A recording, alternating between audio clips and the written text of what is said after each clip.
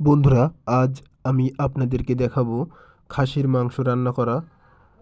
4 মিনিটে 16 কেজি খাসির মাংস রান্না করা শিখুন এই ভিডিওতে। তো আমি 16 কেজি খাসির মাংসর জন্য এখানে সয়াবিন তেল নিয়েছি 1 কেজি 500 গ্রাম। তো গরম হাঁড়িতে আমি দিয়ে দিলাম তেল, এরপরে দিয়ে দেব তেজপাতা। তেজপাতা দেওয়ার পরে এবার দিয়ে দেব পেঁয়াজ কুচি। এখানে পেঁয়াজ কুচি আছে 800 গ্রাম।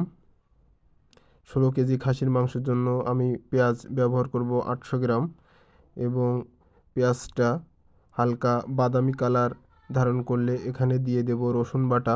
রসুন বাটা দেব 250 গ্রাম। খাসির মাংসের রসুন বাটা কম বেশি হলে সমস্যা হয় না, এটা আপনারা দিতে পারেন, কম বেশি কোনো সমস্যা নাই। তো আমার পেঁয়াজটা রসুন দেওয়ার পরে ভাজাটা পরিপূর্ণ হয়ে গেছে। এবার দিয়ে দেব মাংস দিয়ে দিলাম। মাংস দেওয়ার পরে দিব আদা বাটা। এখানে দুইটা ভাগ দেখা যাচ্ছে, একটা ভাগ দিয়ে দেব আদা বাটা। এখানে জয়ফল, জয়ত্রী এবং পোস্ত দানা গুঁড়ো করা আছে, ভেজে গুঁড়ো করা। এখানে গরম মশলা, এলাচ, দারুচিনি, লবঙ্গ একত্রে ভেজে গুঁড়ো করে রাখা এই চামচের হাফ চামচ দিয়ে দেব, এবং জয়ফল 4টা, জয়ত্রী 15 গ্রাম, পোস্তদানা 20 গ্রাম একত্রে দিয়ে দিলাম। এরপরে দিয়ে দেব লবণ। আমার 16 কেজি মাংসের জন্য লবণ লাগবে 150 গ্রাম। 150 গ্রাম লবণ দিলে পরিপূর্ণ লবণ হবে।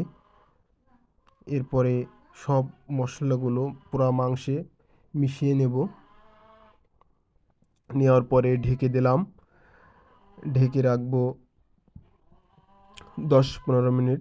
পরে ঢাকনাটা আগলা করে ঢাকনাটা খুলে আমি কিছুক্ষণের জন্য মাংসটা মিক্সচার করে নেব নতুনভাবে।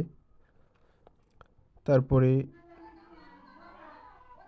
30 মিনিটের মতো আমি মাংসটা পূর্ণ আঁচে জ্বালিয়ে নেওয়ার পরে মাংসটা একটু চেপে দেখব। কয়েকটা মাংস উঠিয়ে নিলাম, নেওয়ার পরে চেপে দেখব। নরম হয়ে আসলে এখানে আর বাকি যে মশলাগুলো ছিল সেগুলো দেব।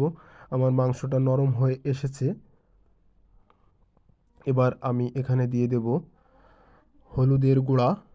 হলুদের গুঁড়া দেব চামচ, দেখা যাচ্ছে চামচের হাফ চামচ পরিপূর্ণ। এবার দিয়ে দেব শুকনা মরিচ এর গুঁড়া। শুকনা মরিচ গুঁড়া দেব, গুঁড়া ঝাল 150 গ্রাম, এবং জিরা মরিচ একত্রে ভেজে গুঁড়ো করে রাখা ওখান থেকে দিয়ে দেব হাফ চামচ, এবং টেস্টি সল্ট দেব 100 গ্রামের 1/3 ভাগ, এবং দিয়ে দেব ধনিয়া গুঁড়া 50 গ্রাম। 50 গ্রাম ধনিয়া গুঁড়া দিলে আমার পুরো মাংসটা ভালো হবে। সব মশলা দিয়ে আমি মিক্সচার করে কিছুক্ষণের জন্য ঢেকে রেখেছিলাম। ঢাকনাটা খুলে দেখেন কত সুন্দর একটা কালার হয়ে এসেছে, এবং কত সুন্দর দেখা যাচ্ছে পুরো মাংসটা, ঝোল, ঘন ঝোল। আমি কিছুটা উঠিয়ে দেখাবো আপনাদের, দেখেন কত সুন্দর একটা কালার। তো বন্ধুরা, আজ এই পর্যন্ত, সঙ্গে থাকুন, ধন্যবাদ।